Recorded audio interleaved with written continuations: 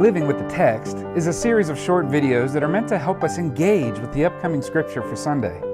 In the same way that a preacher lives with the text all week, we hope that you will also. We don't work on the text as much as we allow the text to work on us. Let this engagement with Scripture be a gift to your week, and find out how much more meaningful Sunday worship will be when you've been living with the text all week.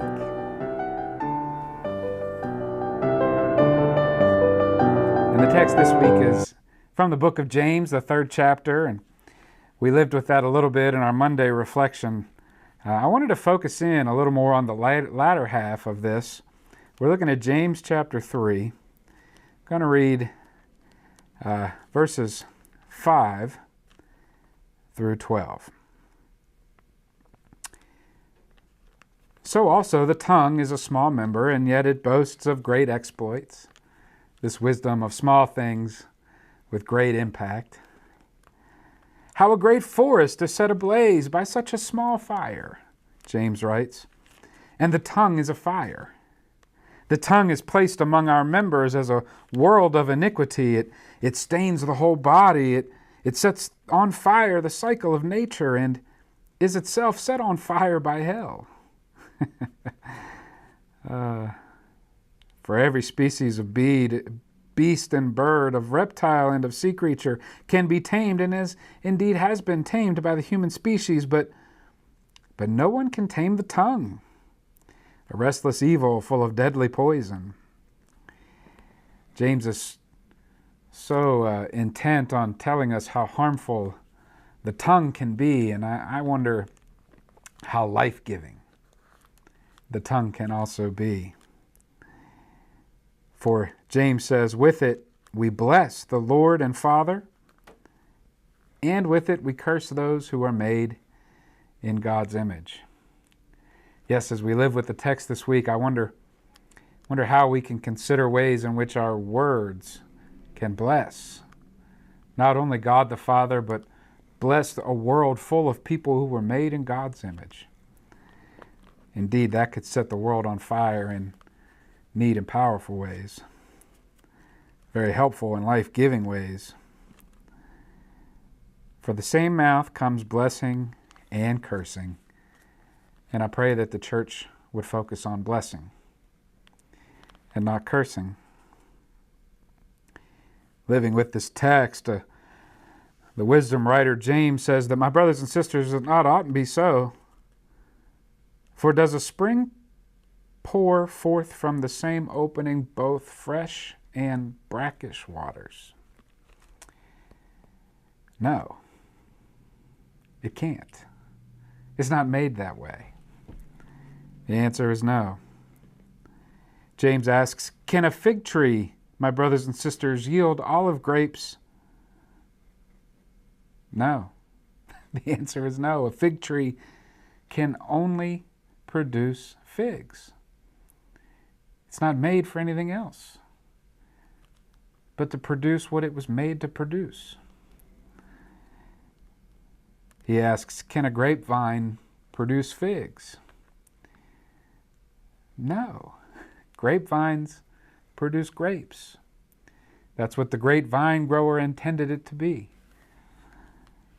No more can salt water yield fresh.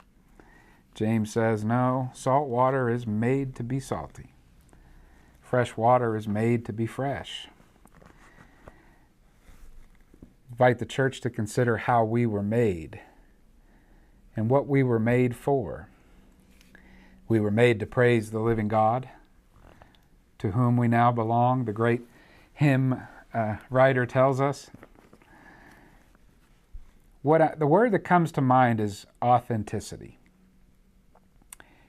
A grapevine cannot pretend to be a fig tree, and to pretend so would be silly. In the same ways that for me to pretend to be someone I'm not is just silly. And it doesn't bring blessing to God, nor to the people made in God's image. But if I can be truly and authentically myself, no pretending, no pretension, just who I was made to be. If I can get to the essence and the core of who I am, and then seek to be the best me possible, man, I think that blesses God. And I think it blesses all those whom are made in God's image. St. Francis de Sales said, "Be who you are, and be that well." And it invites us to be intentional about finding out who we really are, and to be who we are very well. Each one of us has our own gifts. We should find those and we should cultivate them. And we should offer our very best as a way that blesses God and blesses those made in God's image. Same can be true not only individually, but also as the church.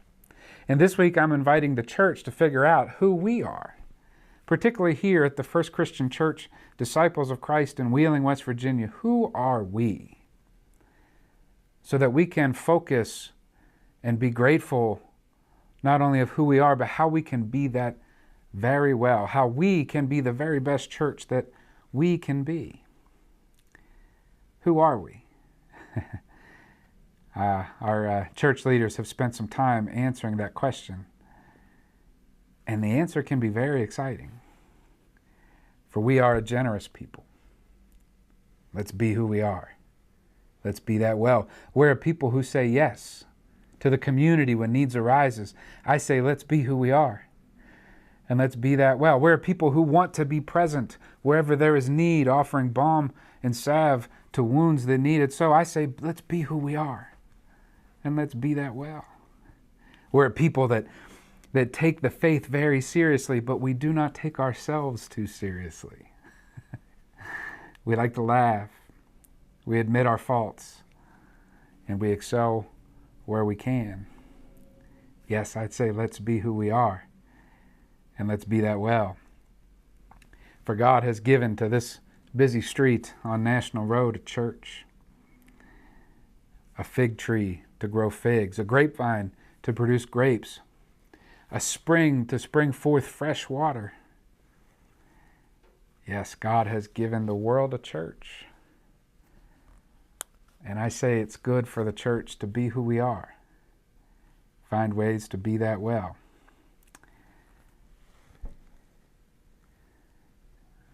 May it be the same for you in your life. Who are you? Who were you made to be? A generous person? A grateful person? A helpful person? A person of purpose and worth and value? Yes, that's who you are. Be who you are, and be that well. May you continue to find ways to live into an authentic faith in the gifts that God has given you to share that would bless God and would bless the world.